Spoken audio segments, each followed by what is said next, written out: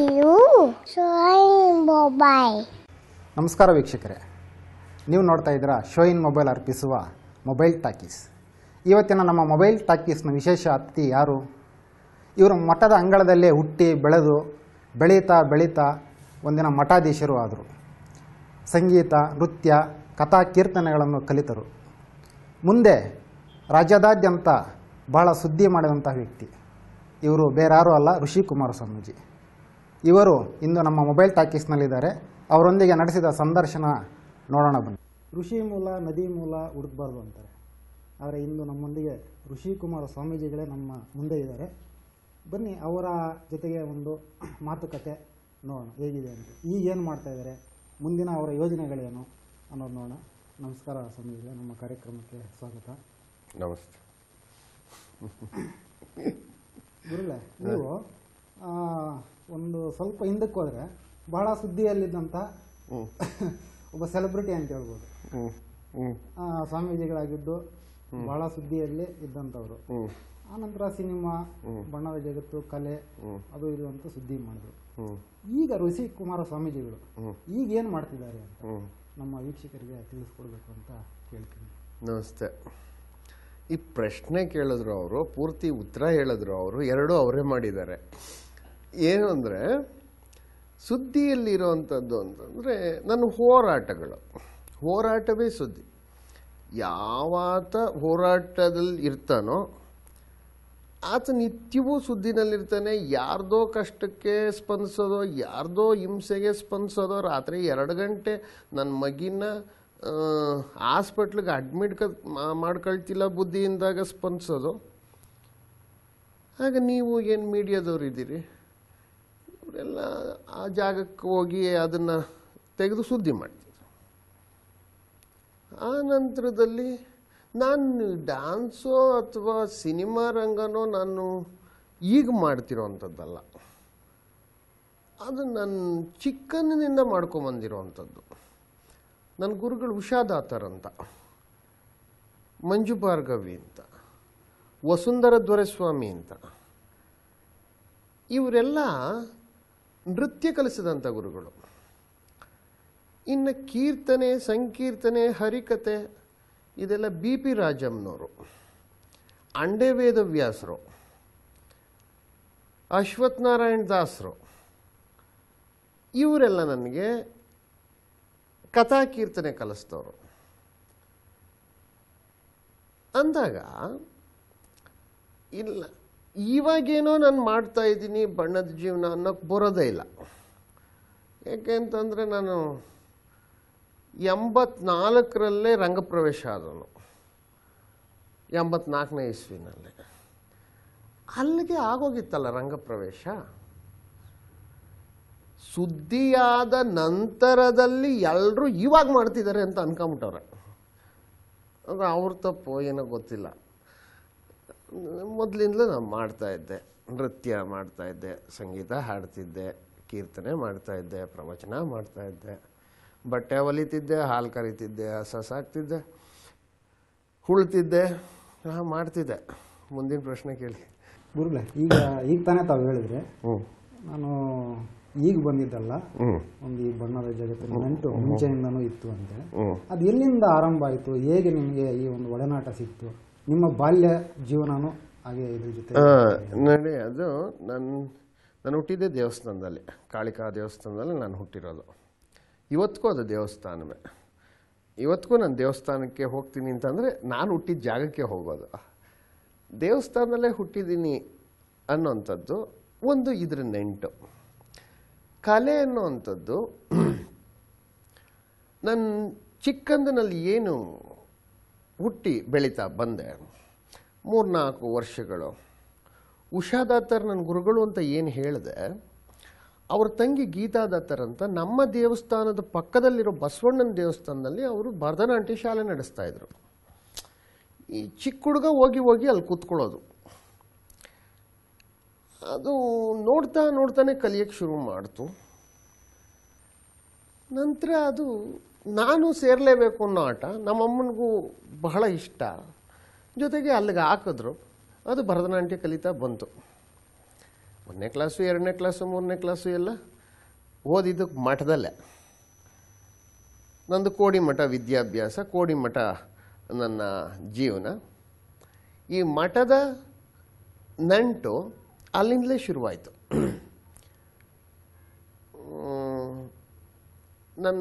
ನಮ್ಮಮ್ಮ ಸುಮಾರು ನನಗೆ 4ನೇ ಕ್ಲಾಸ್ನಲ್ಲೇ ನಮ್ಮ ತಂದೆಯವರು ಹೋಗ್ಬಿಟ್ರು. ನಮ್ಮ ತಂದೆಯವರು ಹೋದ ಮೇಲೆ ನನ್ನ ಮಠಕ್ಕೆ ಇನ್ನು ಜೀವನ ನಮ್ಮಮ್ಮ ಕಷ್ಟ ಮನೆಯಲ್ಲಿ. ಇನ್ನು ಮಠದಲ್ಲೇ ವಿದ್ಯಾಭ್ಯಾಸ ಮಾಡ್ತಾ ಇದ್ದಿದ್ದರಿಂದ ಅಲ್ಲೇ ಇದ್ದುಕೊಂಡು ನೃತ್ಯವನ್ನೂ ಕಲಿತು ಮಠದ ಕೆಲಸಗಳನ್ನು ಮಾಡಿಕೊಂಡು ಮಠದ ಪರಂಪರೆಯಲ್ಲೇ ಬಂದೆ. ಇದು ನನ್ನ ಬಾಲ್ಯ. ಜೊತೆಗೆ ಎಲ್ಲ ಕಾರ್ಯಕ್ರಮಗಳನ್ನು ಕೊಡ್ತಾಯಿದ್ದೆ. ಈ ನನಗೆ 8ನೇ ಕ್ಲಾಸ್ನಲ್ಲಿ ಅನಿಸುತ್ತೆ ಯಾವುದೋ ಸ್ಕೂಲ್ ಫಂಕ್ಷನ್ ನಡೀತಾ ಇತ್ತು. ಅವತ್ತು ಎಲ್ಲರೂ ಡ್ಯಾನ್ಸ್ ಆಡಬೇಕಾಗಿತ್ತು. ಅದರಲ್ಲಿ ನಾನು ಡ್ಯಾನ್ಸ್ ಕಲಿತಾ ಇದ್ದಿದ್ದರಿಂದ ಅವತ್ತು ಡ್ಯಾನ್ಸು ನನ್ನ ದೊಡ್ಡ ಗುರುಗಳು ಶಿವಾನಂದ ಶಿವಯೋಗಿ ರಾಜೇಂದ್ರ ಮಹಾಸ್ವಾಮಿಗಳು ಅವರು ವೇದಿಕೆ ನಾನು ಅಲಂಕರಿಸಿದ್ರು. ನಾನು ಡ್ಯಾನ್ಸ್ ಮಾಡಿದೆ. ಡ್ಯಾನ್ಸ್ ಮಾಡಿದ್ಮೇಲೆ ನಮ್ಮ ಗುರುಗಳು ಯಾರಿಗೂ ದುಡ್ಡು ಕೊಟ್ಟಿಲ್ಲ. ಅವತ್ತು ₹100 ಕೊಟ್ಟರು ನನಗೆ. ಕರೆದುಬಿಟ್ಟು ಸ್ಟೇಜ್ ಮೇಲೆ, ಸರ್ ಅದು ಆನಂದ ಅಂದರೆ ಆನಂದದ ಪರಮಾವಧಿ. ನನಗೆ ಗುರುಗಳು ₹100 ಕೊಟ್ಟಿದ್ದಾರೆ ಅಂತಂದರೆ ಸ್ಕೂಲಲ್ಲಿ ನಾನೇ ಅವತ್ತು ಹೀರೋ. ಎಲ್ಲರಿಗೂ ಗುಸ ಪಿಸ ಪಿಸ. ನಮ್ಮ ಮೇಷ್ಟ್ರುಗಳಿಗೆ ಭಯ. ಯಾಕೆಂತಂದ್ರೆ ನಮ್ಮ ಗುರುಗಳನ್ನ ನೋಡಿದ್ರೆ ಈಗಲೇ ಹತ್ರಕ್ಕೆ ಹೋಗಿ ನಿಂತ್ಕೊಳ್ಳಲ್ಲ. ನಾವು ಹಿಂಗೆ ಕೂತ್ಕೊಂಡು ಮಾತಾಡೋದು ಹಾಳಾಗೋಗ್ಲಿ. ಈಗಲೂ ಇವತ್ತಿಗೂ ಇನ್ನು ನಾವಿರೋವರೆಗೂ ಅವ್ರು ಇಲ್ಲಿ ಕೂತಿದ್ದಾರೆ ಅಂತಂದರೆ ಅಷ್ಟು ದೂರದಲ್ಲಿ ನಿಂತಿರ್ತೀವಿ ಸರ್. ಹಿಂಗೆ ಈಗಲೂ ಹಂಗೆ ನಿಂತಿರ್ತೀವಿ. ಅವರು ಹತ್ರಕ್ಕೆ ಕರೆದು ಹಿಂಗೆ ಬಾಚಿ ಹಿಂಗೆ ತಬ್ಕೊಂಡು ₹100 ಕೊಟ್ಟವ್ರೆ ಅಂದರೆ ನಮ್ಮ ಮೇಷ್ಟ್ರುಗಳು ಅಳ್ಳಾಡೋಕ್ಕೆ ಶುರು ಮಾಡಿಬಿಟ್ರು. ತಗೊಂಡೋಗಿ ಪಿನ್ ಇಕ್ಬಿಟ್ರೆ ನಾಳೆಯಿಂದ ಅಂತ. ಮೇಷ್ಟ್ರುಗಳೆಲ್ಲ ಚೆನ್ನಾಗಿ ಮಾತಾಡ್ತಾರೆ. ಯೋಗೀಶ ಚೆನ್ನಾಗಿದೆಯಪ್ಪ, ಈಗ ಬಂದು ಅನ್ನೋರು ಸ್ಕೂಲಿಗೆ ನಾಳೆ ಬೆಳಗ್ಗೆಯಿಂದ ಹೋದರೆ. ಸರ್ ನನ್ನ ಡ್ಯಾನ್ಸು ಬಹುಶಃ ನಿಮ್ಮ ಒಂದು ಡ್ಯಾನ್ಸ್ಗೆ ಪ್ರೇರಣೆ ನನ್ನ ಗುರುಗಳು. ಪ್ರೇರಣೆ ಏನು ಸರ್, ಅದು ಆಶೀರ್ವಾದನೇ. ಅದು ಇವತ್ತಿಗೆ ನಾನು ಇಲ್ಲಿ ಕೂತಿದ್ದೀನಿ ನಿಮ್ಮ ಜೊತೆ ಮಾತಾಡ್ತಾ ಇದ್ದೀನಿ ಅಂತಂದ್ರೆ ಅದು ಅವ್ರ ಆಶೀರ್ವಾದನೇ. ಎಂದೆಂದೂ ನನ್ನ ಜೊತೆನಲ್ಲಿದ್ದಾರೆ. That great. ಅದು ಅಲ್ಲಿಂದ ರಂಗಪ್ರವೇಶ ಆಗೋಯ್ತು. ಗುರುಗಳೇ, ಇಷ್ಟೊತ್ತು ಹೇಳಿದ್ರೆ ನೀವು ನಾನು ಮಠದಲ್ಲೇ ಹುಟ್ಟಿದ್ದು, ದೇವಸ್ಥಾನದಲ್ಲಿ ಹುಟ್ಟಿದ್ದು, ಮಠದಲ್ಲಿ ಬೆಳೆದಿದ್ದು, ಡ್ಯಾನ್ಸ್ ಕಲ್ತಿದ್ದು ದೇವಸ್ಥಾನದಲ್ಲಿ. ಈಗ ನೀವು ಎತ್ತರ ಬೆಳೀತಾ ಇರ್ಬೇಕಾದ್ರೆ ನಿಮ್ಮ ಜೊತೆ ಎಷ್ಟೋ ಜನ ಹುಡುಗರು ಇರ್ತಾರೆ. ಹೌದು. ಅವರೆಲ್ಲ ಯಾರನ್ನ ಕಾವಿ ತೊಡಬೇಕು ಅಂತ ಅನ್ನಿಸ್ತಿಲ್ಲ. ಈ ಪ್ರೇರಣೆ ನಿಮಗೆ ಹೆಂಗೆ ಸಿದ್ಧಿಸ್ತು ಅಂತ? ಇದು ಏನು ಅಂದರೆ, ನಾನೀಗ ಏನು ದೇವಸ್ಥಾನದಲ್ಲೇ ಹುಟ್ಟಿದೆ ಅನ್ನೋಂಥದ್ದು ಕಾಳಿಕಾ ದೇವಸ್ಥಾನ. ಅದು ಮನೆಯಲ್ಲೇ ನೆಲೆಸಿರುವಂಥ ಮಹಾಕಾಳಿ. ಇವತ್ತಿಗೆ ನೂರಾರು ಭಕ್ತರು ಬರುವಂಥದ್ದು. ಆ ದೇವಸ್ಥಾನಕ್ಕೆ ಹಿಂದಿನಿಂದಲೂ ಎಲ್ಲ ನಡ್ಕೊಂಡು ಬರ್ತಾಯಿದ್ರು. 3ನೇ ತಲೆಮಾರಿಂದೇನೂ ಅದಕ್ಕೆ ಇದ್ದರು. ಒಬ್ಬ ಪೀಠಾಧ್ಯಕ್ಷರಿದ್ದರು, ಪೀಠಾಧಿಪತಿ ಇದ್ದರು. ಪಕ್ಕದಲ್ಲೊಂದು ವೀರಭದ್ರ ಸ್ವಾಮಿ ದೇವಸ್ಥಾನ ಇದೆ. ವೀರಭದ್ರ ಸ್ವಾಮಿಯ ದೇವಸ್ಥಾನದ ವೀರಭದ್ರನಿಗೋ ಈ ಪಕ್ಕದಲ್ಲಿ ನಮ್ಮ ದೇವಸ್ಥಾನದಲ್ಲಿರ್ತಕ್ಕಂಥ ಭದ್ರಕಾಳಿಗೋ ತಾಯಿ ಮಗ ಅನ್ನೋವಂಥದ್ದು. ಅದೆರಡು ಡಿವೈಡ್ ಇದೆ. ಇದೆರಡು ಒಂದೇ ಆಗಿದ್ದು ಡಿವೈಡ್ ಆಗಿದೆ. ಈಗ ಆ ದೇವಸ್ಥಾನ ನೋಡ್ಕೊಳ್ಳಿಕ್ಕೆ ಇದ್ದರೆ ಈ ದೇವಸ್ಥಾನಕ್ಕೆ ಯಾರೂ ಇಲ್ಲ ಅನ್ನೋದೊಂದು ಇರ್ಬೋದು. ಆದರೆ ನಾನೇನು ಹಾಕೊಳ್ಳೋಕ್ಕೇನು ರೆಡಿನೂ ಇರಲಿಲ್ಲ. ನನಗೆ ಅದು ಇದು ಇರಲಿಲ್ಲ. ಸರಿ, ಹಿಂಗೆ ಮದುವೆ ಆಯಿತು. ನೃತ್ಯ ಶಾಲೆಯಲ್ಲಿ ನಾನು ಶಿವ ಆದರೆ ಅಮ್ಮನೆ ಬಬಿತಮ್ಮನೆ ಪಾರ್ವತಿ ಆಗ್ತಾಯಿದ್ರು. ಹೀಗೆ ನಡ್ಕೊಂಡು ಹೋಗ್ತಾಯಿತ್ತು. ಚೆನ್ನಾಗಿತ್ತು. ಒಂದು ಕಾರ್ಯಕ್ರಮಕ್ಕೆ 30,000 40,000 ಕೊಡೋರು, ಅದೇ ಬೇಕಾದಷ್ಟು ಆಗೋದು. ಎಲ್ಲವೂ ಚೆನ್ನಾಗಿತ್ತು, ಎಲ್ಲವೂ ಸೌಖ್ಯದಿಂದ ಇದೆ. ಯಾವುದು ನಾನು ಈಗ ಕ್ರಿಯೇಟ್ ಮಾಡಿ ನಾನು ಇದನ್ನು ಮಾಡ್ಕೊಳ್ಳಿಕ್ಕೆ ಅನ್ನೋವಂಥದ್ದು ಏನಿಲ್ಲ, ಕಷ್ಟ ಇಲ್ಲ. ಸುಮ್ಮನೆ ವಿನಾಕಾರಣ ಜಗಳಗಳು ಅದು ಇದು ಸುಮ್ಮನೆ ಶುರುವಾಗೋದು. ನನಗೆ ನಮ್ಮ ಗುರುಗಳು ಕಾಶಿಗೆ ಕರ್ಕೊಂಡು ಹೋಗೋರು ಯಾವಾಗಲೂ. ನನಗೆ ಯಾವುದು ಬೇಡ ಅಂತ ಜಗಳ ಆಯ್ತಲ್ಲ ಅಂತ ಅಂದ್ಬಿಟ್ಟು ಹತ್ತದೆ ಸೀದಾ ಕಾಶಿಗೆ ಹೋದೆ. ನದಿ ಪಕ್ಕ ಕೂತ್ಕೊಂಡಿದ್ರೆ ಯಾರೋ ಬಂದರು, ಸಂತರು ಬಂದವರು ನನ್ನ ಖಿನ್ನತೆ, ಮುಖದಲ್ಲಿರೋ ದುಗುಡ ಅದೆಲ್ಲ ನೋಡಿ ಕ್ಯಾ ಕರ್ ರಹೆ ಹೋ ಬೇಟಾ ಅಂದರು. ಏನು ಮಾಡ್ತಿದ್ಯಪ್ಪ ಅಂತ. ಏ ಜಿಂದಗಿ ನೈ ಚಾಹಿಯೆ ಚೋಡ್ ದೇನೆ. ನೀವು ಹೇಳಿದ್ದು ನಾನು ಹೇಳ್ತೀನಿ ಅವ್ರಿಗೆ. ಅವ್ರದ್ದು ಎಷ್ಟು ಚೆನ್ನಾಗಿ ಬರುತ್ತೆ ನೋಡಿ. ಜಿಂದಗಿ ಕೋ ಚೋಡ್ ದೋ, ಜೀವ್ ಕೋ ಕ್ಯೂ ಮಾರ್ ರಹೆ ಹೋ. ನಿನ್ನ ಜೀವನ ಅನ್ನೋದು ಬಿಟ್ಬಿಡು. ಜೀವ ಯಾಕೆ ಬಿಡ್ತೀಯ? ಜೀವನ ಬೇರೆ, ಜೀವ ಬೇರೆ. ಇದು ನಾವು ಮಾಡ್ತಿರೋದು ಜೀವನ, ಒಳಗಿರೋದು ಜೀವ ಅಂದ್ರೆ ಅವ್ರ ಅರ್ಥ ಆಗಾಗಲಿಲ್ಲ. ಸರಿ ಆಯಿತು. ಅಲ್ಲೊಂದು ಆಶ್ರಮ, ಅಲ್ಲೇ ಇದ್ದೆ ಒಂದು 3 ದಿನ. ಇದು ಒಂಥರ ಏನೋ ಪ್ರೇರಣೆ ಅಂತ ಬಂದರೆ ಜೊತೆಗೆ ಅಲ್ಲಿಂದ ಬರೋ ಅಷ್ಟೊತ್ತಿಗೆ ಇಲ್ಲೆಲ್ಲ ಸೇರಿಕೊಂಡು ದೇವಸ್ಥಾನಕ್ಕೆ ಯಾರು ಪರಿಣಿತರು ಈಗ ಪೀಠಕ್ಕೆ ನಡೀತಿದೆ ಅಲ್ಲಿ ಚರ್ಚೆ. ಈಗ ನನ್ನನ್ನು ಬಿಟ್ಟರೆ ಇನ್ಯಾರು ಪ್ರವಚನ ಆಗಲಿ, ಕಥೆ ಆಗಲಿ, ಅಥವಾ ಮಂತ್ರವಾಗಲಿ, ಅಥವಾ ದೇವಸ್ಥಾನದ ಅರ್ಚನೆಗಳಾಗಲಿ, ಅಥವಾ ಇನ್ಯಾವುದೇ ಆಗಲಿ ವೈದಿಕವಾಗಲಿ ಇನ್ನು ಗೊತ್ತಿರೋರಿಲ್ಲ. ನನಗೂ ಬೇಸತ್ತೋಗಿತ್ತು, ಬೇಡ ಅಂತಿದ್ದಿತ್ತು. ಬರೋ ಅಷ್ಟೊತ್ತಿಗೆ ಇವರು ಅದೇ ಕತೆ ಹೇಳಿದ್ರು. 2ಕ್ಕೂ ತಾಳೆ ಆಯಿತು. ಸರಿ ಅದಾಗಿ ಪೀಠಕ್ಕೆ, ಕಾಳಿಕಾ ಪೀಠಕ್ಕೆ ಕೂರಿಸಿದ್ರು. ಕಾಳಿಕಾ ಪೀಠಕ್ಕೆ ಕೂತ್ಕೊಂಡ ಮೇಲೆ ದೇವಸ್ಥಾನ ಒಂದೇ ಇದ್ದಿದ್ದು ವಿಸ್ತೀರ್ಣವಾಯಿತು. ಮಠ ಆಶ್ರಮ ನಿರ್ಮಾಣವಾಯಿತು. ಕಾಳಿಕಾ ದೇವಸ್ಥಾನ ಕಾಳಿಕಾಶ್ರಮವಾಗಿ ಬೆಳೀತು. ಕಾಳಿಕಾಶ್ರಮ ಗೋಶಾಲೆಯಾಗಿ ಬೆಳೀತು. ಗೋಶಾಲೆ ಮಕ್ಕಳನ್ನು ಬೆಳೆಸ್ತು. ಹೀಗೆ ಅದು ಬೆಳೀತಾ ಹೋಯಿತು. ನಾನೇನು ಬೆಳೆಸಲೂ ಇಲ್ಲ, ನಾನು ಹಾಕೊಳ್ಳೂ ಇಲ್ಲ. ನಾನು ಯಾವಾಗಲೂ ಹೇಳ್ತಿರ್ತೀನಿ, ಇದನ್ನು ಹಾಕೊಂಡ್ರೇನು ಹಾಕೊಳ್ಳದೇ ಇದ್ರೇನು ದುಡಿಯೋದಂತೂ ತಪ್ಪಲಿಲ್ಲ. ನಾನು ಯಾರ ಹತ್ರಕ್ಕಾದ್ರೂ ಹೋಗಿ ಏನಾರ ಕೇಳೋದು ಇಲ್ಲ. ಅದು ನನಗೆ ಆಗದೇ ಇರೋವಂಥದ್ದು. ಸರ್ಕಾರ ಅವತ್ತು ಕೊಟ್ಟಿದ್ದನ್ನೇ ನಾನು ಬೇಡ ಅಂತ ವಾಪಸ್ ಕೊಟ್ಟವನು. ಇದು ಅನನ್ಯವಾಗಿ ಹೊರಡ್ತು. ಹೊರಡ ನಂತರದಲ್ಲಿ ಈ ಯುದ್ಧಗಳು ಶುರುವಾದವು. ಯುದ್ಧಗಳು ಅಂತಂದರೆ ಸಾಮಾಜಿಕವಾಗಿ ನೀವು ಮಾಡ್ತಿರೋದು ಸರಿ ಇಲ್ಲ. ಇವತ್ತು ನೆನ್ನೆನೂ ಬೈತಿದ್ದೆ. ಅಲ್ಲಿ ಕುಂತ್ಕೊಂಡು ಅಸೆಂಬ್ಲಿ ಒಳಗೆ ಈ ಬಿಗ್ ಬಾಸ್ ಬ್ಯಾನ್ ಮಾಡಿ, ಜ್ಯೋತಿಷ್ಯ ಬ್ಯಾನ್ ಮಾಡಿ, ಆ ಟಿ ವಿಯವ್ರನ್ನ ಬ್ಯಾನ್ ಮಾಡಿಸಿ, ಈ ಟಿ ವಿ ಬ್ಯಾನ್ ಮಾಡಿ ಅಂತಿರಲ್ಲ. ಅದನ್ನು ಬಿಟ್ಟು ಸರ್ಕಾರ ಏನು ಮಾಡಬೇಕಾಗೈತೆ? ರೈತರು ಸಾಯ್ತಾವ್ರೆ, ರೈತರಿಗೆ ಏನು ಮಾಡಬೇಕು, ಕನ್ನಡ ಉದ್ಧಾರ ಹೆಂಗೆ ಮಾಡಬೇಕು, ಕನ್ನಡನ ಹೆಂಗೆ ಉಳಿಸ್ಕೋಬೇಕು ಅನ್ನೋವಂಥದ್ದು ಮಾಡ್ರು. ಈ ಸಾಮಾನ್ಯವಾಗಿ ಗೌರ್ನಮೆಂಟ್ ಶಾಲೆನಲ್ಲಿ ಕನ್ನಡದಲ್ಲಿ ಓದೋರ್ಗೆ ಆದ್ಯತೆ ಕೊಡ್ತೀವಿ, ಸರ್ಕಾರಿ ಕೆಲಸ ಕೊಡ್ತೀವಿ ಅಂತಂದರೆ ಶಾಲೆಗಳು ಉದ್ಧಾರ ಆಗ್ತವೆ. ಜೊತೆಗೆ ಯಾರೂ ಬರ್ತಿಲ್ಲ ಅಂತ ಹಳ್ಳಿ ಕಡೆ ಇರೋ ಶಾಲೆಗಳನ್ನ 9 ಜನ ಇದ್ದರೆ ಮುಚ್ಚಿಬಿಡ್ತೀವಿ ಅಂತ ಮುಚ್ಚುತ್ತವ್ರೆ ಗೌರ್ನಮೆಂಟ್ ಸ್ಕೂಲ್ಗಳನ್ನ. ಅಂಥವನ್ನ ಮಾಡ್ರು ಅಂತ ಈ ನಿಟ್ಟಿನಲ್ಲಿ ಹೋರಾಟಗಳು ಶುರುವಾದವು. ಇವರೆಲ್ಲ ಒಂದಷ್ಟು ಜನ ಸೇರ್ಕೊಂಡ್ರು. ಊರಲ್ಲಿರೋರ್ನೆಲ್ಲ ಕಲ್ಲೆತ್ತಾಕ್ತವನೆ, ನಾವೇ ಅವನ ತಲೆ ಮೇಲೆ ಒಂದು ಕಲ್ಲೆತ್ತಾಕ್ಬಿಟ್ರೆ ಸರೋಯ್ತೈತೆ ಅಂತ. ಅವನ್ಯಾರೋ ಡಿ.ಕೆ. ರವಿನೂ ಸತ್ತ ಪಾಪ ಹುಡುಗ. ಅವನು ನ್ಯಾಯವಾದಿ, ನಿಷ್ಠುರವಾದಿ, ಲೋಕವಿರೋಧಿ.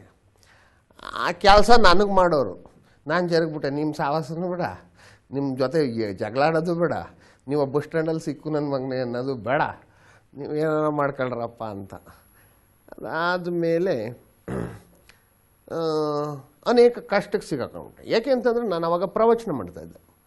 ಪ್ರತಿಯೊಂದು ದೇವಸ್ಥಾನಗಳಲ್ಲಿ ಪ್ರವಚನ ಇರೋದು ನಂದು, ಪ್ರತಿದಿನ ಇರೋದು. ಇವರೆಲ್ಲ ಯಾವಾಗ ಸೇರ್ಕೊಂಡು ಕಾಂಟ್ರವರ್ಸಿ ಮಾಡಿ ಅದನ್ನು ಇಲ್ಲದನ್ನು ಇರೋದನ್ನು ಅನ್ನೋವಂಥದ್ದನ್ನೆಲ್ಲ ಹಬ್ಬಿಸಿ ಹಿಂಸೆ ಆಯಿತೋ, ಈ ಪ್ರವಚನಕ್ಕೆ ಹೋಗೋದು ನಿಂತೋಯ್ತು. ಈ ಪ್ರವಚನ ಯಾವಾಗ ನಿಂತೋಯ್ತೋ, ನನ್ನ ದನಕರುಗಳು ಅಷ್ಟೊಂದು ಸಾಕ್ಬಿಟ್ಟಿದ್ದೆ. ನನಗೆ ಅವಾಗ ಚಿಂತೆನೇ ಇರಲಿಲ್ಲ. ಯಾಕೆ ಅಂತಂದರೆ ದಿನ ಒಂದು 7-8 ಸಾವಿರ ಬರೋದು. ಅಯ್ಯೋ ನನ್ನ ದಾನಿಗೆ ಮೇವು ಅವೆಲ್ಲ ಹಾಲೇ ಕೊಡಲ್ಲ, ಪರವಾಗಿಲ್ಲ, ತಗೊಂಡ್ರೆ ನೀವು ಹಾಕ್ರು ಅಂತಿದ್ದೆ. ಪ್ರವಚನನೇ ನಿಂತೋದ್ಮೇಲೆ ಅನ್ನ ನಿಂತೋಯ್ತು. ಅನ್ನ ನಿಂತೋದ್ರೆ ಈ ಕಡೆ ಅನ್ನ ಅನ್ನ ಅನ್ನ ಅನ್ನೋರು ಅಷ್ಟೊಂದು ಜನ ಅವರೇ. ಏನಪ್ಪ ಮಾಡಲಿ ನಾನು, ಒದ್ದಾಡೋದೆ. ನೋಡಿ, ಬೈಬಲಲ್ಲಿ ಒಂದು ಮಾತು ಬರುತ್ತೆ, ಎಲ್ಲ ಬಾಕ್ಲುಗಳು ಹಾಕ್ಬಿಟ್ಟಿದೆ ಅಂತಂದರೆ ಕಿಟಕಿಲಾದ್ರೂ ಒಂದು ಸಂಧಿ ಇರುತ್ತೆ ನೋಡು, ಗಾಳಿ ಬರುತ್ತಲ್ಲಿಂದ. ಏನೂ ಇಲ್ಲ. ನನ್ನ ಹತ್ರ ಸ್ವರ್ಣಗೌರಿ ಅಂತ ಒಂದು ಹಸು ಇದೆ. ಅದು ಮಠದಲ್ಲಿ ಎಲ್ಲ ಹಸುಗಳಿಗಿಂತ ಭಾರಿ ಹಸು.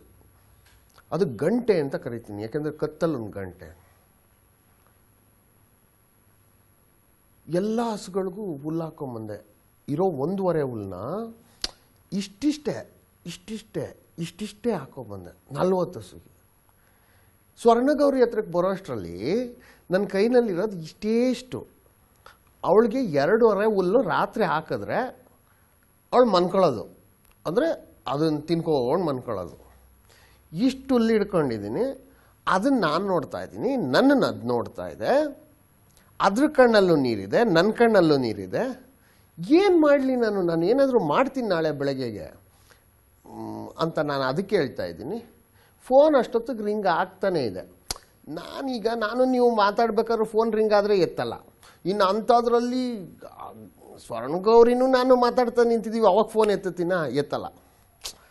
ರಿಂಗ್ ಆಗ್ತಾನೇ ಇದೆ.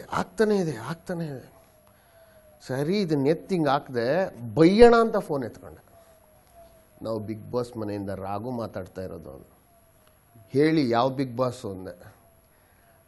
ಗುರುಗಳೇ, ನಾವು ಬಿಗ್ ಬಾಸ್ ಅಂತ ಕಾರ್ಯಕ್ರಮ ಬರ್ತಾ ಇದೆಯಲ್ಲ ಈ ಟಿ ವಿನಲ್ಲಿ, ರಾಘು ಅಂತ ಹೇಳ್ಬಿಟ್ಟು ನಾನು ಮಾತಾಡ್ತಾ ಇರೋದು. ಏನಾಗಬೇಕು ಇವಾಗ? ನೀವು ಬಿಗ್ ಬಾಸ್ಗೆ ಕರೆಯೋಣ ಅಂತ ಅಂದ್ಬಿಟ್ಟು ಫೋನ್. ಇಲ್ಲಾಂದರೆ ನನಗೆ ಪ್ರಾಬ್ಲಮ್ ಇದೆ, ನಾನು ಯಾವುದಕ್ಕೂ ಬರೋ ಥರ ಇಲ್ಲ. ಹಂಗಲ್ಲ ಗುರುಗಳೇ, ನಾವು ರೆಮ್ಯುನರೇಷನ್ ಅಂತ ಅಂದ್ಬಿಟ್ಟು 3 ಲಕ್ಷ ರೂಪಾಯಿ ಕೊಡ್ತಾ ಇದ್ದೀವಿ. ಎಷ್ಟೊತ್ತಿಗೆ ಬರಬೇಕು ಅಂದೆ. ಎಷ್ಟೊತ್ತಿಗೆ ಬರಬೇಕು ಅಂದೆ ಅಂದಿದ್ದೆ. ಹೇಳಿ ಅವಾಗ ಫೋನು ಹೇಳಿ, ಹೌದಾ ಬಿಗ್ ಬಾಸ್ ಅಂತ ನಾನು ನೋಡೇ ಇಲ್ಲ, ಟಿ ವಿನೇ ಇಲ್ಲ, ಮಠದಲ್ಲಿ ಟಿ ವಿ ಇಲ್ಲ, ಏನೂ ಇಲ್ಲ. ಹೌದಾ, ಓಕೆ ಆಯಿತು, ಯಾವಾಗ ಕೊಡ್ತೀರಿ? ನಾನು ದುಡ್ಡು ಕೊಟ್ಟರೆ ಸಾಕು, ಅವ್ರು ಯಾವಾಗಾನ ಕರ್ಕೊಳ್ಳಿ, ಯಾವಾಗಾನ ಬಿಡ್ರಿ ಅಂತ ಫೋನಲ್ಲಿ ರಾಘು. ಆಮೇಲೆ ಇಲ್ಲ ಗುರುಗಳೇ, ನಾನು ಅದು ಫಾರ್ಮಾಲಿಟೀಸ್ ಇದೆ, ಅದು ನಿಮಗೆ ಇದು ಅಂತ ಅಂದ್ಬಿಟ್ಟು ಅಂತ ಮಠ ಆಯಿತು, ನಾನೀಗ ಹೊರಡ್ತಾ ಇದ್ದೀನಿ ಅಂತಂದು. ಸರ್, ಈ ಫೋನ್ ಇಟ್ಟಿದ್ದೀನಿ, ನಾಳೆ ಬೆಳಗ್ಗೆ ಬನ್ನಿ ಅಂತ ಅವ್ರು ಹೇಳಿದ್ದಾರೆ ಬೆಂಗಳೂರಿಗೆ. ಸರ್, ಆ ಸ್ವರ್ಣಗೌರಿಗೆ ಹುಲ್ಲು ಎತ್ತಿ ಅದು ಇದ್ದಿದ್ದನ್ನ ಹಾಕಿದ್ದಲ್ದಿರ ಆ ಮುತ್ತಿ ತಬ್ಬಾಡಿ ಮುತ್ತಿಕ್ಕಿ ಎಲ್ಲ ಮಾಡಿಬಿಟ್ಟು, ಅಮ್ಮ ನಾನು ಬರ್ತೀನಿ ಇರು ಅಂತ ಅಂದ್ಬಿಟ್ಟು ಸರಿ ಹೊರಟ್ಬಿಟ್ಟೆ. ನೈಟ್ ಬೆಂಗಳೂರಿಗೆ ಬಂದು ಬೆಳಗ್ಗೆಗೆ ಅವ್ರು ಬಂದರು. ನನಗೆ ಅರ್ಜೆಂಟ್ ಅಂತ ಮತ್ತೆ ನಾನೇ ಫೋನ್ ಮಾಡಿದೆ. ಆಮೇಲೆ ಸರಿ, ಅವ್ರು ಹೆಂಗೆ 3 ಲಕ್ಷ ತಂದು ಕೊಟ್ಟರು ಹಂಗೆ ತೆಗೆದುಕೊಟ್ಟೆ. ಮೊದಲು ತೊಗೊಂಡೋಗಿ ಹುಲ್ಲು ಎಷ್ಟು ಸಿಗುತ್ತೆ ಅಷ್ಟು ಪರ್ಚೇಸ್ ಮಾಡಿಬಿಡ್ರಿ, ಹುಲ್ಲೆಲ್ಲ ಇದನ್ನು ಮಾಡಿಬಿಡ್ರಿ, ಒಂದು 3 ತಿಂಗಳಿಗೆ 4 ತಿಂಗಳಿಗೆ ಆಗೋಷ್ಟು ಮಾಡಿಬಿಡ್ರಿ ಹುಲ್ಲು ಅಂತ ಹೇಳಿ ಸರ್ ಇಲ್ಲಿಂದ ಹೊರಟೆ ಬಿಗ್ ಬಾಸ್ಗೆ.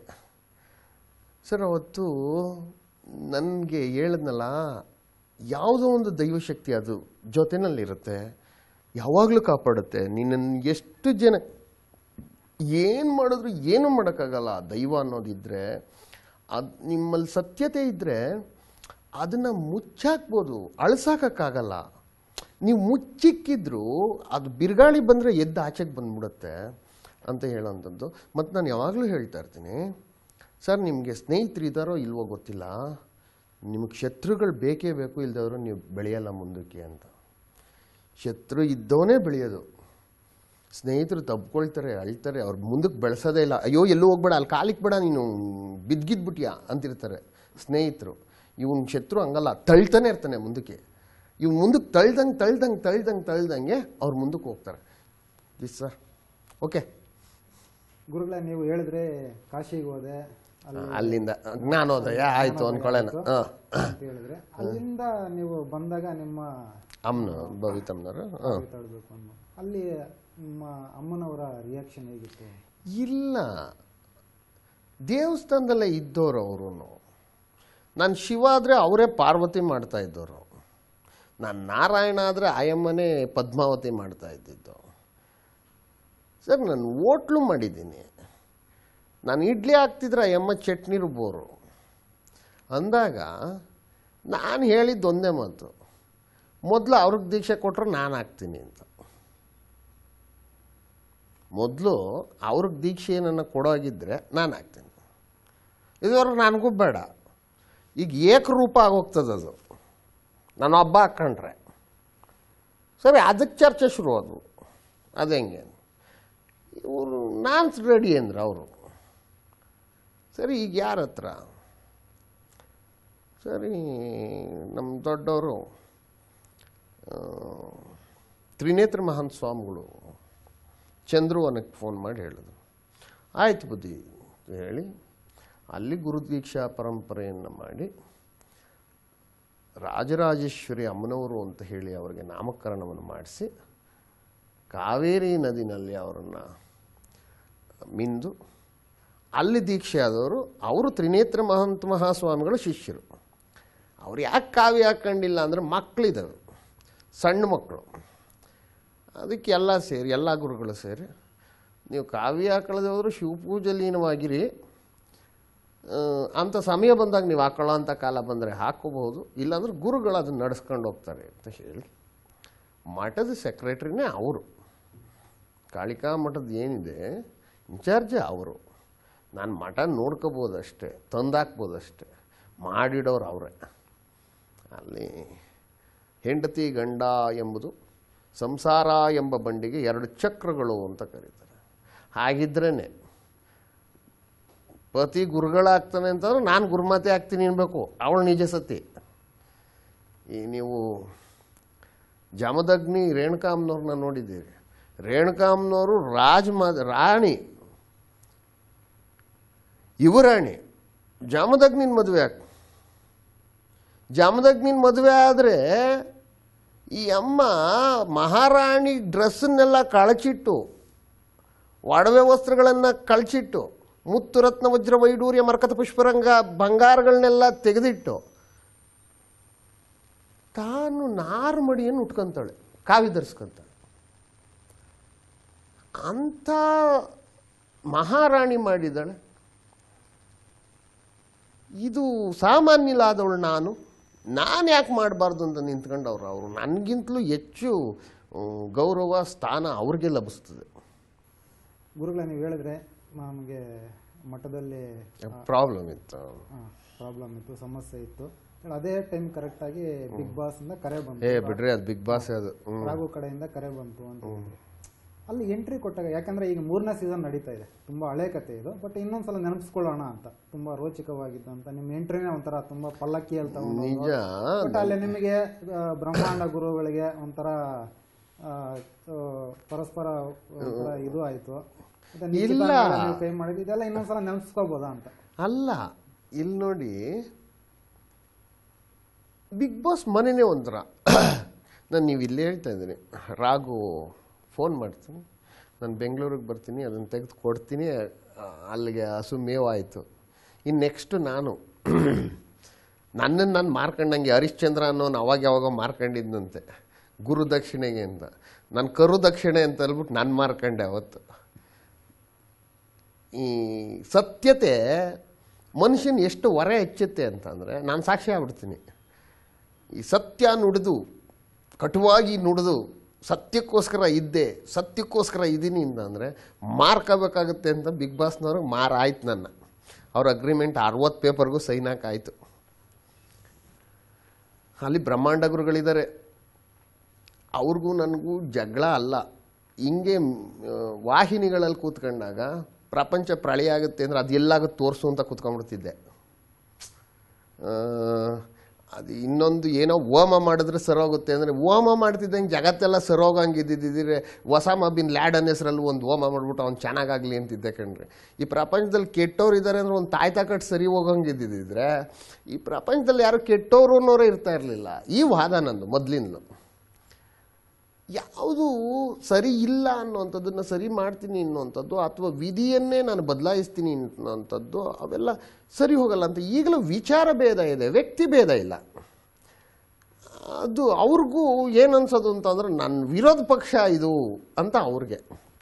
ಅಷ್ಟೊತ್ತಿಗಾಗಲೇ ಈ ಕಾಂಟ್ರವರ್ಸಿ ನೋಡ್ರಿ, ಎಲ್ಲೂ ಹೇಳಿಲ್ಲ, ನನಗೆ ಹೇಳ್ತೀನಿ. ಇಷ್ಟು ಕಾಂಟ್ರವರ್ಸಿ ಮಾಡಿಸಿದ್ನಲ್ಲ ಪುಣ್ಯಾತ್ಮ, ಆ ಬಿಗ್ ಬಾಸ್ ಕಳಿಸ್ದವನೇ ಅವನು. ನನ್ನ ಹೆಸ್ರು ಹೇಳಲ್ಲ, ಬೇಡ ಯಾರು ಅಂತ.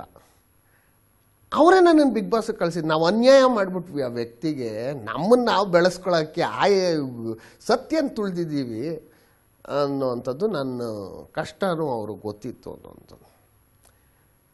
ಓದೇ ಇಲ್ಲಿ ಕಷ್ಟ, ಮಕ್ಕಳು ನೆಲದಲ್ಲಿ ಮನ್ಕೊತವೆ, ಅದು ಕಷ್ಟ. ನನ್ನನ್ನು ಮಾರಾಗಿದೆ, ಹೋಗಿದ್ದೀನಿ. ಅಲ್ಲಿ ಹೋದರೆ ಲೂನಾವಾಲ, ಅದು ಹೋಟ್ಲ್ ಹೆಸ್ರೇನೋ ನಂಗೆ ಗೊತ್ತಿಲ್ಲ, ದೊಡ್ಡ ಹೋಟ್ಲು ಸರ್. ಕರ್ಕೊಂಡು ಹೋದರು ಇಲ್ಲಿಂದ ಏರೋಪ್ಲೇನು. ಅದೇ ಫಸ್ಟ್ ಟೈಮ್ ಏರೋಪ್ಲೇನಲ್ಲಿ ಹೋಯ್ತಿದ್ದೀನಿ. ಅಗಳ ಕಾಂಟ್ರವರ್ಸಿ ಮಾಡಿದ್ರೆ ಏರೋಪ್ಲೇನಲ್ಲಿ ಓಡಾಡ್ಬೋದು ಅಂತ ಇವತ್ತೇ ಗೊತ್ತಾಗಿದ್ದು ಅಂದ್ಕೊಂಡೆ. ಬಗ್ಗು ನೋಡ್ತೀನಿ ಕೆಳಗಡೆಗೆ, ಇಷ್ಟಿಷ್ಟು ಕಾಣ್ತವೆ. ಅಲ್ಲಿ ನೋಡ್ತೀನಿ ಇಷ್ಟಿಷ್ಟೇ ಜಮೀನುಗಳು ಅಂತ. ಎಷ್ಟೊಂದು, ಇಲ್ಲಿಂದ ಅಲ್ಲಿಗೆ ಹೋಗೋದು 1.5 ಗಂಟೆ ಎಲ್ಲ ನೋಡ್ಕೊಂಡು ಹೋದೆ. ಅವಾಗ ನನಗೊಂದು ಪ್ರಶ್ನೆ ಹುಟ್ಟಿತು ತಲೆಯಲ್ಲಿ, ಅಲ್ಲ ಪರಮಾತ್ಮ ಎಷ್ಟೊಂದು ಜಾಗ ಕೊಟ್ಟವನೇ, ಅವತ್ತು ಬೆಳಗ್ಗೆ ಇಲ್ಲಿ ಕಿತ್ತಾಡ್ತಾ ಇದ್ರು 1.5 ಅಡಿ ಜಾಗಕ್ಕೆ, 1.5 ಅಡಿಗೆ ಅದು ಹೆಂಗೆ ಗೋಡೆ ಹಾಕ್ಕೊಂಡೆ ಅಂತ ಮಚ್ಚಿಡ್ಕೊಂಡು ನಿಂತಿದ್ರು. 1.5 ಅಡಿ 1 ಅಡಿಗೆಲ್ಲ ಇಲ್ಲಿ ಕಿತ್ತಾಡ್ತಾರಲ್ಲ ಮಚ್ಚಿಡ್ಕೊಂಡು, ಇಷ್ಟೊಂದು ವಿಶಾಲವಾದ ಜಾಗ ಕೊಟ್ಟವನಲ್ಲ, ಯಾರು ಯಾಕೆ ಬದುಕಲ್ಲ ಇಲ್ಲಿ ಜನ? ಯಾಕೆ ಹಿಂಗೆ ಕಿತ್ತಾಡ್ತಾ ಇದ್ದಾರೆ, ನಂದೇ ಅಂತ ಇದ್ದಾರೆ ಅಂತ ಅಂದೆ. ಆಯಿತು, ಅವೆಲ್ಲ ಓದೆ. ದೊಡ್ಡ ಹೋಟ್ಲು ಸರ್ ಹೆಂಗೈತೆ ಹೋಟ್ಲು ಅಂತಾನೆ ನಾನು ಕಾಲಿಕ್ಲೋ ಬಿಡ್ಬೋ ಅನ್ಕೊಂತೀನಿ, ಹಂಗೆ ಜಾರ್ತದೆ, ಹಂಗೈತೆ ಹೋಟ್ಲು. ಕರ್ಕೊಂಡೋದ್ರು ಸರ್, ಒಂದು ದೊಡ್ಡ ರೂಮು ಸರ್, ಸ್ನಾನ ಮಾಡೋದು ಮನ್ಕೊಂಡು ಸರ್ ಅದರೊಳಗೆ. ನಾನು ಅನ್ಕೊಂಡೆ, ಯಪ್ಪ ಅಲ್ಲ ಅನ್ನ ಇಲ್ಲ ಅಂತ ಎಲ್ಲ ಒದ್ದಾಡ್ತಾ ಇದ್ದೀವಿ. ಪರಮಾತ್ಮ ನನ್ನನ್ನು ತಗೊಂಬಂದು ಈ ಥರ ಪರೀಕ್ಷೆ ಮಾಡ್ತಿದ್ದೀನಪ್ಪ, ಇವೆಲ್ಲ ಕೊಟ್ಬಿಟ್ಟು. ಮಕ್ಳು ನೆನಪು ಬರ್ತವೆ, ಇವ್ರ ನೆನಪು ಬರ್ತಾರೆ, ಹಸುಗಳು ನೆನಪು ಬರ್ತವೆ, ಇಷ್ಟೆಲ್ಲ ನೆನಪು ಬರ್ತಾಯಿತ್ತು ನನಗೆ ಅಂತ. ಅಲ್ಲ ಆಯಿತು ಸರಿ ಇದ್ದೆ. ಒಂದು ದಿವಸ ಸುದೀಪ್ ಅವ್ರು ಸ್ಟೇಜಿಗೆ ಕರೆದ್ರು. ಸುದೀಪ್ ಅವ್ರು ಕೇಳಿದ್ರು, ಏನು ಗುರುಗಳೇ ಒಳಗಡೆಗೆ ಹೋಗ್ತೀರಾ, ಗೆಲ್ತೀರಾ ಅಂತ. ಗೆಲ್ಲೋದು ಬಿಡೋದು ಗೊತ್ತಿಲ್ಲಪ್ಪ. ನಾನು ಅಂದ್ಕೊಂಡಿರೋದು ಬಿಗ್ ಬಾಸ್ ಅಂದ್ರೇನು ಅಂದರೆ, ನಿಮ್ಗೆ ಯಾರು ಬಿಗ್ ಬಾಸು? ನನಗೆ ನಮ್ಮ ತಂದೆ ಬಿಗ್ ಬಾಸು. ಅವ್ರಿಗೆ ಅವ್ರ ತಂದೆ, ಅವ್ರಿಗೆ ಅವ್ರ ತಂದೆ, ಅವ್ರಿಗೆ ಅವ್ರ ತಂದೆ, ಎಲ್ಲರ ತಂದೆ ಇನ್ನೊಬ್ಬ ಇರ್ತಾನೆ, ಅವನು ಬಿಗ್ ಬಾಸ್ ಅನ್ಕೊಂಡು ಬಂದಿದ್ದೀನಿ ನಾನು ಇಲ್ಲಿಗೆ. ಆಯಿತು ಸರ್, ಇಷ್ಟು ಜನ ಎಲ್ಲ ಹಿಂಸೆ ಕೊಟ್ಟಿದ್ರಲ್ಲ ಸರ್ ಒಳಕ್ಕೆ ಹೋಗ್ತಾ ಇರೋದು ನನ್ನನ್ನು ಪಲ್ಲಕ್ಕಿಲಿ ಕುಂಡ್ರಿಸಿ ಸರ್. ನಾನು ಅನ್ಕೊಂಡೆ, ಅಲ್ಲ ಇದು ಪಲ್ಲಕ್ಕಿಲಿ ಕೂತ್ಕೊಂಡೇನೋ ಹೋಗ್ತಾ ಇದ್ದೀನಿ, ಇಷ್ಟೊಂದೆಲ್ಲ ಉಗಿದ್ರಲ್ಲ ಮೀಡಿಯಾದಲ್ಲಿ ಕೂತ್ಕೊಂಡು, ಮತ್ತೆ ಪಲ್ಲಕ್ಕಿಗೆ ಬಂದ್ಬಿಟ್ನಲ್ಲ ಇವನು ಅನ್ಕೊಳ್ಳಲ್ವ ಅವರು? ನಾನು ಬೇಡ ಪಲ್ಲಕ್ಕಿ ಅಂತ. ರಾಗು, ಇಲ್ಲ ಗುರುಗಳೇ ನೀವು ಅದರಲ್ಲೇ ಹೋಗಬೇಕು ಅಂತ. ಸರಿ ಹಾಳಾಗೋಗ್ಲಿ. ಅದ್ರ ಜೊತೆಗೆ ಸುತ್ತ ನಾರಿ ಮಣಿರ್ ಬೇರೆ, ಚೆಲ್ಲಿದರು ಮಲ್ಲಿಗೆ ಅಂತ ಹೂ ಹಾಕ್ತಾರೆ. ನಮ್ಮ ಮಣ್ಣಾಕ ನಾನು ಇನ್ನೂ ಗಬ್ಬೆ ಒಬ್ರಿಸ್ತಾರೆ ಕಣಪ್ಪ ಇವರು ಅಂತ. ಈ ಹಂಗಾನ ಗಬ್ಬೆ ಒಬ್ರಿಸ್ಕೊಳ್ಳಿ, ಮಾರ್ಕಂಡಾಗೈತೆ. ಈಗ ಮಾರ್ಕಂಡ್ಮೇಲೆ ಸತ್ಯ ಹರಿಶ್ಚಂದ್ರ ಎಂಡ ಹಿಡ್ಕೊಳ್ಳಿಲ್ವೇ ಕೈಲಿ? ಏನು ಮಾಡೋಕ್ಕೈತದೆ? ಅವನ ಕಾಲು ಒತ್ತು ಅಂದ್ರೆ ಒತ್ತಬೇಕು ನಾವು, ನಮ್ಮ ಮಳೆ ಬರ ಅಷ್ಟೇ ಅಂದ್ಕೊಂಡೆ. ನಾನು ಅದನ್ನೆಲ್ಲ ಲೋಪ ದೋಷ ಏನು ಅಂದ್ಕೊಳ್ಳಿಲ್ಲ ಸರ್. ನಾನು ಅಲ್ಲಿಗೆ ಹೋಗಬಾರ್ದು, ಹೋದ್ಮೇಲೆ ಅವ್ರು ಅನುಸರಿಸಿ ಮಾಡಬೇಕು. ನಾನು ಇಲ್ಲಿಗೆ ಬರಬಾರ್ದು, ಇಲ್ಲಿಗೆ ಬಂದ ಮೇಲೆ ನಾನು ನೀವು ಹೇಳಿದ್ದು ಕೇಳಬೇಕು, ಇದು ಸತ್ಯ ಅಂತೇಳಿ. ಸರ್ ನಾನು ಇರೋ ಅಷ್ಟು ದಿವಸನೂ ನಾನು ಎಲ್ರಿಗೂ ಅಡುಗೆ ಮಾಡಿಟ್ಟಿದ್ದೀನಿ, ಎಲ್ರಿಗೂ ಅನ್ನ ನಾನು ಇಲ್ಲೂ ಅನ್ನ ಇಡೋ ಕೆಲಸನೇ ಅಲ್ಲಿ ಮಾಡಿಟ್ಟಿದ್ದೀನಿ ಅಷ್ಟೇ. ಪಾಪ ಅವರೇ ಕೊಡೋರು ಅಕ್ಕಿ ಪಕ್ಕಿ ಎಲ್ಲ ಇರೋದ್ರಲ್ಲಿ ಮಾಡ್ತಿದ್ದು. ಇದು ಬಿಗ್ ಬಾಸ್ ಮನೆಯಲ್ಲಿ ನಾನಿರೋವರೆಗೂ ಎಲ್ಲರೂ ಇಷ್ಟಪಡ್ತಾ ಇದ್ದಿದ್ದು. ತುಂಬ ಚೆನ್ನಾಗಿತ್ತು. ಎಲ್ಲರೂ ರಾಘುವಿಂದ ಹಿಡಿದು, ತಿಲಕಿಂದ ಹಿಡಿದು, ಅಪರ್ಣ ಅಮ್ಮೆಯಿಂದ ಹಿಡಿದು, ಚಂದ್ರಿಕಾ ಅಮ್ಮೆಯಿಂದ ಹಿಡಿದು, ಜಯಕಾ ಅಮ್ಮೆಯಿಂದ ಹಿಡಿದು, ಪ್ರತಿಯೊಬ್ಬರೂ ಸರ್ ಇವತ್ತಿಗೂ ತುಂಬ ಆಸೆ ಪಡ್ತಾರೆ ನನ್ನನ್ನು ಅಂತಂದರೆ. ಇಷ್ಟಕ್ಕೂ ನಮ್ಮಿಬ್ಬರು ಇಳಿದೆ ಸರ್ ಅಲ್ಲಿ, ಎಲ್ಲಿ ಪಲ್ಲಕ್ಕಿನಲ್ಲಿ ಇದಿತ್ತು. ಇದು ಹಿಂಗೆ ಹಿಡ್ಕೊಂಡು ಇಟ್ಟಿದ್ದೆ, ಇದು ಸಿಗಾಕೊಂಬಿಟ್ಟೈತೆ ಒಳಗೆ. ಅವ್ರು ಹಾಡಾಗ್ತಿದ್ದಂಗೆ ಇಳಿಬೇಕು ನೀವು ಅಂತ ಹೇಳೋರೆ, ಎಳೆದ್ರೂ ಗೊತ್ತಿಲ್ಲ ಸರ್. ಎಲ್ಲರೂ ಹಿಂಗೆ ನೋಡ್ತಾ ಇದ್ದಾರೆ, ಬಗ್ಗಿ ಯಾರೋ ಬಂದ್ಬಿಟ್ಟಿದ್ದಾರೆ ಅಂತ. ಸಾರ್ ಹಿಂಗೆ ತೆಗ್ದೆ ಸರ್, ಇಳ್ದೆ ಕೆಳಗಡೆಗೆ ಬ್ರಹ್ಮಾಂಡ ಗುರುಗಳು ಹಿಂಗೆ ಬಾಗಿಲು ಹಿಡ್ಕೊಂಡಿದ್ದಾರೆ. ಹಿಂಗೆ ನನ್ನನ್ನು ನೋಡಿದ ಕೂಡಲೇ ಕಪ್ಪು ಬಣ್ಣಕ್ಕೆ ತಿರುಗಿತು ಮುಖ ಅಂತಾರಲ್ಲ, ಹಂಗಾಗೋಯ್ತು ಅವ್ರಿಗೆ. ನಾನು ಅವ್ರನ್ನೇ ನೋಡ್ತಾ ಇದ್ದಿದ್ದು. ಹಿಂಗೆ ನಮಸ್ಕಾರ ಗುರುಗಳೇ ಅನ್ನಕ್ಕೆ ಮುಂಚೆನೆ ಪಟ್ ಅಂತ ತಿರುಗಿದ್ರು, ದಡ್ಡ ದಡ್ಡ ದಡ್ಡ ದಡ್ಡ ದಡ್ಡ ಭೀಮ ಓದಂಗೆ ಹೋಗ್ಬಿಟ್ರು. ಕೈಗೆ ನನ್ನ ಸಿಗಾಕೊಂಡಿದ್ದಿದ್ದೆ, ಅಷ್ಟೇ ನೂಲ್ಚಿಬಿಡ್ತೀನಿ ಅನ್ನೋದಿತ್ತು ಭಾವ. ಸರ್ ಆಯಿತು ಸರ್, ಇವರೆಲ್ಲ ಮಾತಾಡ್ಸಿದ್ರು ಸರ್, ನಮಸ್ಕಾರ ಅಂದೆ, ಆಯಿತು ಅಮ್ಮ ಅಂದೆ, ಅರುಣ್ ಸಾಗರ್ ನಮಸ್ಕಾರ ಅಂದರು, ಎಲ್ಲ ಆಯಿತು. ಒಳಗೋಗ್ತೀನಿ ಸರ್, ಅಲ್ಲಿ ಡೈನಿಂಗ್ ಟೇಬಲ್ ಸರ್, ಆ ಡೈನಿಂಗ್ ಟೇಬಲ್ ಮೇಲೆ ಇಷ್ಟು ಮೆಣಸಿನ್ಕಾಯಿ ಹಾಕೊಂಬಿಟ್ಟು ಹೆಚ್ಚುತ್ತಾವನೆ. ಚಕ ಚಕ ಚಕ ಚಕ ಚಕ ಚಕ ಚಕ ಅಂದರೆ ಅಷ್ಟು ಉರಿತಿದೆ ಅಂತ. ಮೆಣಸಿನ್ಕಾಯಿ ಹೆಚ್ಚುತ್ತಾವ್ರೆ ಗುರುಗಳು. ಹೋಗಿ ನಾನು ಸುಮ್ಮನಿರ್ಬೇಕು ತಾನೆ, ಮತ್ತೆ ಮೆಣಸಿನ್ಕಾಯಿಗೆ ಉಪ್ಪು ಹಾಕ್ದಂಗೆ ಗುರುಗಳೇ ನಮಸ್ಕಾರ ಅಂದೆ. ಹಿಂಗಂತೂ ಕೆಚ್ಚಾಕ್ಬಿಡ್ತೀನಿ, ಕೊಚ್ಚಾಕ್ಬಿಡ್ತೀನಿ, ಉತ್ತಾಕ್ಬಿಡ್ತೀನಿ ಅಂತ. ಸರಿ ಬಿಟ್ಟೆ, ಓದೇ ರಾಗು ನಾನು ಎಲ್ಲ ಅಂದರೆ ಅವ್ರಿಗೇನು ಅನ್ನಿಸ್ಬಿಟ್ಟಿತ್ತು ಅಂದರೆ, ಬೇಕು ಅಂತ ಬಿಗ್ ಬಾಸ್ ಮನೆಗೆ ಅವ್ರನ್ನ ಹಾಕವ್ರೆ ನಾನು ಇದ್ದೀನಿ ಅಂತ, ಇಲ್ಲೂ ಜಗಳ ಆಡೋಕ್ಕೆ. ಸರಿ ನಾನೇನು ಮಾಡಿದೆ, ಆಯಿತು ಇವತ್ತೊಂದು ದಿವಸ ಹಂಗಾಗಲಿ ಅಂದೆ. ನಾನೊಂದು ನೆಲದ ಮೇಲೆ ಮನ್ಕೊಂತಿದ್ದೆ. ಅಲ್ಲೂ ಎಲ್ಲ ನೋಡಿರ್ತೀರಿ, ಒಂದು ಮೂಲೆಗೆ ಇವರೆಲ್ಲ ಮಂಚದ ಮೇಲೆ ಮನ್ಕೊಂಡ್ರು, ನಾನು ಕೊನೆಯಲ್ಲಿ ಒಂದು ನೆಲದ ಮೇಲೆ ಒಂದು ಇದನ್ನು ಹಾಕೊಂಡು ಮನ್ಕೊಂತಿದ್ದೆ. ಆಚೆ ಕಡೆ ದೇವ್ರು ಇಟ್ಕೊಂಬಿಟ್ಟಿದ್ದೆ, ಅಲ್ಲಿ ಪೂಜೆ ಮಾಡ್ತಾಯಿದ್ದೆ. ಸರ್ ಅಲ್ಲಿ ಅವಾಗ ಏನು ಆಯಿತು ಬೆಳಗ್ಗೆ. ನನಗೂ ಗೊತ್ತು ಅವರು 5 ಗಂಟೆಗೆ ಎದ್ದೇಳ್ತಾರೆ ಅಂತ, ನಾನು 4 ಗಂಟೆಗೆ ಪೂಜೆಗೆ ಎದ್ದೇಳ್ತೀನಿ ಅಂತ ಅವ್ರಿಗೆ ಗೊತ್ತು. ಇಬ್ಬರು ಎಲ್ಲಿಗೆ ಬರ್ತೀವಿ ಗೊತ್ತಾ ಸರ್? ಅಡುಗೆ ಮನೆಗೆ ಬರ್ತೀವಿ. ಯಾಕೆಂದರೆ ಚಳಿ, ನೀರು ಕಾಯಿಸ್ಕೊಳ್ಳೇಬೇಕು. ಸರ್ ಅವರು ಬಂದರು ನೀರು ಕಾಯಿಸ್ಕೊಳ್ಳೋಕೆ ಒಂದು ತಪ್ಪಲೆ ತಗೊಂಡು ನಾನು ಬಂದೆ. ನಾನು ತಪ್ಪಲೆ ಇಡಬೇಕಾದ್ರೆ ಅಂತ ಹೇಳ್ಕೊಂಡ್ರು. ಹಿಂಗೆ ತಿರುಗಿ ನೋಡ್ಬಿಟ್ಟು, ಗುರುಗಳೇ ಇಬ್ಬರೇ ಕಾವಿ ಇರೋದು, ನಾವಿಬ್ಬರು ನಾಯಿ ಕಿತ್ತಾಡ್ದಂಗೆ ಇಲ್ಲಿ ಕಿತ್ತಾಡಿದ್ರೆ ಅವ್ರಿಗೆಲ್ಲ ರೆಕ್ಕೆ ಪುಕ್ಕ ಬರುತ್ತೆ, ನಮ್ಮಿಬ್ರು ಗೂಬೆಗಳನ್ನ ಮಾಡ್ತಾರೆ, ಆಚೆ ಕಡೆ ಜನ ನೋಡ್ತಾ ಇದ್ದಾರೆ, ಅವರು ಇವರಿಬ್ಬರು ಗೂಬೆಗಳು ಅಂದ್ಕೊಳ್ತಾರೆ, ಕಿತ್ತಾಡಲೇಬೇಕು ಅನ್ನೋಂಗಿದ್ರೆ ನಾನೇನು ಮಾತಾಡಲ್ಲ ಗುರುಗಳೇ, ನಿಮ್ಮ ಪಾಡಿಗೆ ನೀವು ಹಂಗೆ ಮಾಡ್ಕೊಳ್ಳಿ. ಹೌದಾ, ಮುಂಡಾ ಮುಚ್ತೋ ಹೋಗ್ಲಿ ಬಿಡಿ ಅಂದರು. ಸರಿ ಅವತ್ತಿಂದ ಇವ್ರು ಏನೇನು ಅನ್ಕೊಂಡು ಬಿಗ್ ಬಾಸ್ ಒಳಗಡೆ ತಂದಿದ್ರು ಅದು ಉಲ್ಟಾ ಆಗ್ಬಿಡ್ತು. ಇವ್ರು ನಮ್ಗೆ ಹಾಡಾಕೋವಾಗ ಕುಚ್ಚುಕು ಕುಚ್ಚುಕು ಕುಚ್ಚುಕು ಅಂತ ಹಾಡಾಕೋಕೆ ಶುರು ಮಾಡೋದು. ಗುರುಗಳೇ ಆ ಭೇದ ಮರ್ತೋಯ್ತು ನಮಗಿಬ್ಬರಿಗೂ. ಇವತ್ತು ಒಳ್ಳೆ ಸ್ನೇಹಿತರಾಗಿದ್ದೀವಿ. ನನಗನ್ಸುತ್ತೆ ಈ ಜನ ಆಡೋದಕ್ಕೂ ಅವ್ರು ಹೇಳೋದಕ್ಕೂ ಸರಿಗೈತೆ, ಪ್ರಳಯಾಗ ಹತ್ಲ ಕಡೆಗೆ ಎಲ್ಲ ಹೋಗ್ಬಿಟ್ರೆ ಸಾಕಪ್ಪ ಅನ್ನೋದು. ಇದು ಬಿಗ್ ಬಾಸ್ ಮನೆ. ಚಿಕ್ಕ ವಯಸ್ಸಲ್ಲೇ ಡ್ಯಾನ್ಸರ್ ಆಗೋ ದೂರದ ಕನಸು, ಆದ್ರೆ ಇವರಾಗಿದ್ದು ಋಷಿಕುಮಾರ್ ಸ್ವಾಮೀಜಿ. ನನ್ನಿಂದ ಯಾವುದೇ ಭೇದವಾಗ್ದಿರ, ಯಾರಿಗೂ ನೋವಾಗ್ದಿರೋ ರೀತಿನಲ್ಲಿ ನಾನು ನಡ್ಕೋಬೇಕು.